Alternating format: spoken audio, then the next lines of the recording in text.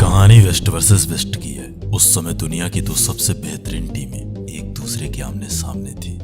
5 मैचों की वो सीरीज 2-2 से बराबर थी। ऐसे में अब बारी थी सीरीज डिसाइडर यानी सीरीज फिनाले की। खराब फॉर्म के चलते केएल राहुल के खेलने पर सवाल थे और कुछ महीनों में दुबई में वो वर्ल्ड कप से पहले ये सीरीज और इस सीरीज का ये मैच दोनों टीमों के लिए अहम था। दोनों टीमें ये मैच किसी भी हाल में हारने को तैयार नहीं थी। विश्व कप से पहले विश्व कप के दो प्रबल दावेदार एक दूसरे के आमने सामने थे। जहां इंग्लैंड के पास विश्व का सबसे शानदार बल्लेबाजी क्रम था, वहीं दूसरी ओर दुनिया की नंबर 1 T20 टीम अभी भी अपना मिडिल ऑर्डर तराश रही थी। Jos, Jonny, Morgan, Malan, Ben Stokes, Mark Wood, Archer जैसे दिग्गजों से लैस इंग्लैंड किसी भी टीम की होश उड़ाने की ताकत रखती थी। वहीं अपने घर में खेल रही टीम इंडिया अब अपने ही सवालों में गुमराह थी। मिडिल ऑर्डर के साथ साथ केएल राहुल का ये फॉर्म टीम इंडिया के लिए एक सवाल था। कुमार ने राहुल को फ्रॉड करार दिया तो उनकी वजह से पूरी टीम प्रेशर में आ जाती है। फैन के तौर पर हमने बहुत कुछ सहा है, हम और कितना सहें।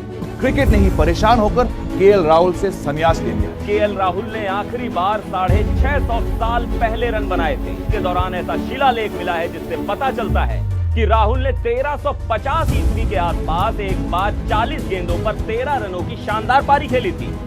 केएल राहुल उसका ऑपोजिट है। वो T20 खेलता तो लगता है टेस्ट खेल रहा है। जैसे अगर लकी की बात करूं तो अभी केएल राहुल का नाम आ जाता है। आदमी जिसने पहला ओवर मेडन खेलना अपना जन्मसिद्ध अधिकार समझ रखा है, KL Rahul ji. Important match है तो नहीं हो पाएगा। या उसने अच्छी बॉलिंग करी, उसको फैंटेसी पॉइंट्स मिले तो उसको पैसे मिल गए। अगर वो केएल राहुल है उसको मिलने नहीं चाहिए। केएल राहुल नाम का बंदा खेलना किसी कानों कान खबर नहीं होने दिया, कोई सुबुगाहट नहीं होता है, आता है जाता है, राम राम आता है, राम राम जाता है। तो सुनिए द डॉक्यूमेंट्री का new episode, the dominance of Rohit Rai. 20 मार्च 2021 अहमदाबाद का वो स्टेडियम, शाम 7 बजे। दोनों टीमों के कप्तान एक दूसरे के आमने सामने थे। इंग्लैंड के कप्तान मॉर्गन ने टॉस जीतकर पहले गेंदबाजी करने का फैसला किया। इंडियन टीम में एक बड़ा बदलाव होता है। खराब फॉर्म की वजह से केएल राहुल को टीम इंडिया से बाहर रखा जाता है। वहीं दूसरी ओर इंग्लैंड बिना किसी बदलाव के मैदान में उतरती है। पहले बल्लेबाजी का न्योता पाकर टीम इंडिया एक नए ओपनिंग पेयर के साथ मैदान में उतरने वाली थी। ऐसे में सबकी निगाहें थी उस ओपनिंग पेयर पर। लेकिन उनकी वो चाल, उनकी वो झलक, उनका वो स्वैग, उनकी वो स्टाइल करोड़ों क्रिकेट फैंस के लिए अविश्वसनीय, अकल्पनीय थी। किसी ने नहीं सोचा था कि वो दोनों उस दिन एक साथ एक मैदान पर एक टीम के लिए इस कदर एंट्री मारेंगे। क्रिकेट के मैदान में उन दोनों की ये एंट्री करोड़ों क्रिकेट फैंस का सपना था। उस दिन उस मैदान में एक अलग ही माहौल बन चुका था। टीवी पर मैच देख रहे करोड़ों लोगों का उस दिन सपना साकार हुआ था। रोहित विराट की सेंचुरी से क्रिकेट के मैदान में एक अलग ही माहौल था। शायद क्रिकेट के इतिहास में पहली बार ऐसा हो रहा था जब विश्व क्रिकेट के दो स्तंभ एक साथ बल्ला लेकर मैदान में उतरते। मैच के पहले ओवर में इन दोनों बल्लेबाजों ने बड़े सम्मान के साथ टीम इंडिया की शुरुआत की। लेकिन पहले ओवर के बाद उन दोनों ने डिसाइड किया कि अगर ये मैच जीतना है तो इंग्लैंड को एक बड़ा लक्ष्य देना होगा, जिसके लिए शुरुआत से प्रहार करना जरूरी है। रोहित विराट की इस रणनीति का शिकार हो जाते हैं। अगला ओवर लेकर आए आर्चर के इस ओवर में इन दोनों ने 10 रन कूट दिए। 3 ओवर का खेल खत्म हो चुका था। टीम इंडिया बिना विकेट के 22 रन बना चुकी थी। मैच के चौथे ओवर में रोहित शर्मा ने मार्क वुड को आड़े हाथ लिया और मार्क के इस ओवर में 14 रन चढ़ दिए। पावर प्ले के आखिरी ओवर में एक बार फिर से मार्क ने 16 रन लुटा दिए। टीम इंडिया का ये स्कोर अब 60 तक पहुंच चुका था। पारी के 7वें ओवर में रोहित ने जॉर्डन को अपना निशाना बनाया और 8वें ओवर में सैम करन की इस छक्के के साथ रोहित की ये 50 आ चुकी थी। रोहित ने मैच 30 गेंदों में ताबड़तोड़ 50 रन बनाए थे। 50 के बाद रोहित शर्मा और विस्फोटक बन चुके थे। 9वां ओवर फेंक रहे बेन स्टोक को रोहित ने बैक टू बैक पहले छक्का फिर चौका चढ़ा, परंतु बेन की अगली बॉल पर एक बड़े प्रहार के प्रयास में रोहित शर्मा अपना विकेट खो चुके थे। अपनी इस पारी के दौरान रोहित शर्मा 34 गेंदों में 64 रन बना चुके थे। इस पारी में रोहित शर्मा ने 5 छक्के और 4 बड़े चौके लगाए। अब टीम इंडिया एक अच्छी सिचुएशन पर थी। टीम इंडिया का करंट रन रेट आसमान छू रहा था। ऐसे में सूर्या की ये 2 छक्के टीम इंडिया की ताकत बन चुके थे। विराट और सूर्या ने मिल करके इंग्लैंड पर प्रहार करना प्रारंभ कर दिया। अब 10 ओवर का खेल खत्म हो चुका था। टीम इंडिया के खाते में 110 रन थे। कप्तान कोहली एक छोर से टीम इंडिया को संभाल कर रखे हुए थे। 12वें ओवर में एक बार फिर से सूर्या ने क्रिस जॉर्डन को 4 चौके लगाए। इन 4 चौकों की मदद से जॉर्डन ने अपने इस ओवर में 19 रन लुटा दिए। इंडियन बल्लेबाज अब पूरी तरह अंग्रेजी गेंदबाजों पर हावी थे। 14वें ओवर में आदिल राशिद की इस बॉल पर सूर्या कैच आउट हो चुके थे। अब इंग्लैंड को थोड़ी सी राहत की सांस थी, परंतु सूर्य के अस्त होने के बाद पांड्या का हार्दिक अभिनंदन था। विराट ने पांड्या के साथ मिलकर के टीम इंडिया की पारी को आगे बढ़ाया। 157 पर 2 विकेट खो चुकी टीम इंडिया अब यहां से इंग्लैंड के सामने 200 के पार का लक्ष्य देना चाहती थी। इस लक्ष्य के लिए कप्तान विराट के साथ हार्दिक से शानदार फिनिश की उम्मीद थी।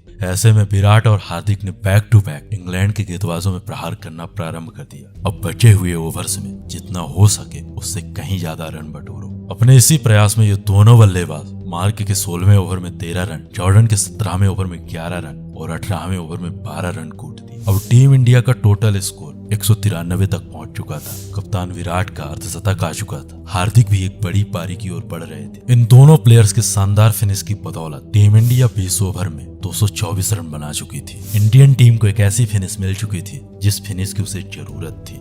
कप्तान विराट ने महज 52 गेंदों में 80 रन बनाए, वहीं हार्दिक ने 17 गेंदों में 39 रनों की ताबड़तोड़ पारी खेली। ये रहा टीम इंडिया के बल्लेबाजों का स्कोर कार्ड और ये रहा इंग्लैंड के गेंदबाजों का स्कोर कार्ड। इंग्लैंड को यह मैच जीतने के लिए अगली 120 गेंदों में 225 रन बनाने थे। जिस हिसाब से इंग्लैंड का बल्लेबाजी क्रम था उसके लिए एक कारनामा किसी भी हालात में असंभव नहीं था। ऐसे में दुनिया को उम्मीद थी एक शानदार महारन चेज की।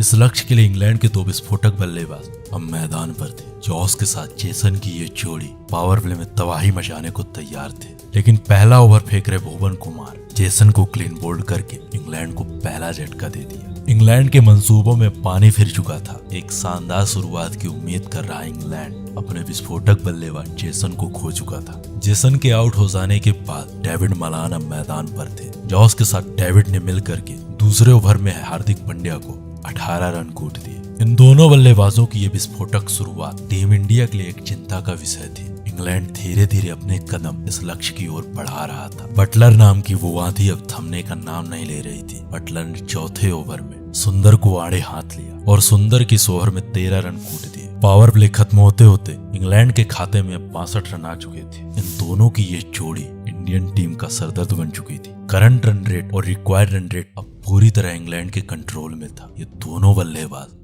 भारतीय गेंदबाजों पर टूट पड़े थे। 8वें ओवर में एक बार फिर से बटलर ने यजुर्वेंद्र चहल को 15 रन कूट दी। धीरे धीरे 10 ओवर का खेल खत्म हो चुका था। इंग्लैंड के खाते में 104 रन थे। रिक्वायर्ड रन रेट और करंट रन रेट एक बार फिर से इंग्लैंड के कंट्रोल में था। इंग्लैंड के ये दोनों महारथी अपने अर्धशतक की ओर बढ़ रहे थे। इस मैच को इंग्लैंड पूरी तरह कंट्रोल कर रहा था। इन दोनों का ये विस्फोटक प्रहार इंडियन टीम को एक चुनौती थी। ऐसे में रोहित और विराट के परामर्श के बाद स्विंग के किंग भुवन कुमार को आक्रमण पर बुलाया गया। भुवन ने आक्रमण में आते जॉस बटलर को अपना शिकार बना लिया। जॉस बटलर को आउट करके टीम इंडिया को एक राहत की सांस थी। अब यह मैच दोनों टीमों के लिए बराबरी पर खड़ा था, लेकिन इंडियन टीम के पक्ष में यह मैच तब आ जाता है जब शार्दुल ठाकुर ने बैक टू बैक इंग्लैंड को 2 बड़े झटके दिए। इस रन चेज में इंग्लैंड अब यहाँ से पूरी तरह पिछड़ चुका था। शार्दुल के इस प्रहार के बाद रिक्वायर्ड रन रेट अब 17 के पार पहुंच चुका था। इंग्लैंड के बैक टू बैक गिर रहे ये विकेट इंग्लैंड के लिए सरदर्द बन चुके थे। ये जीत इंग्लैंड से अब दूर जा रही थी। इंडियन गेंदबाज इंग्लैंड पर काउंटर अटैक कर रहे थे।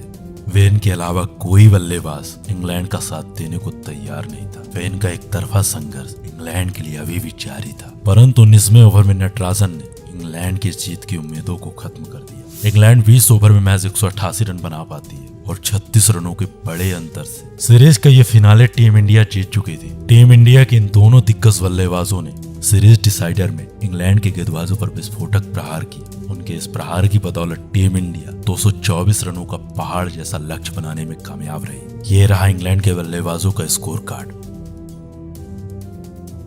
और ये रहा टीम इंडिया के गेंदबाजों का स्कोर कार्ड। कि आपको हमारी आवाज, हमारे अंदाज में ये मैच स्टोरीज, ये कहानी पसंद आई होगी तो सब्सक्राइब करें हमारे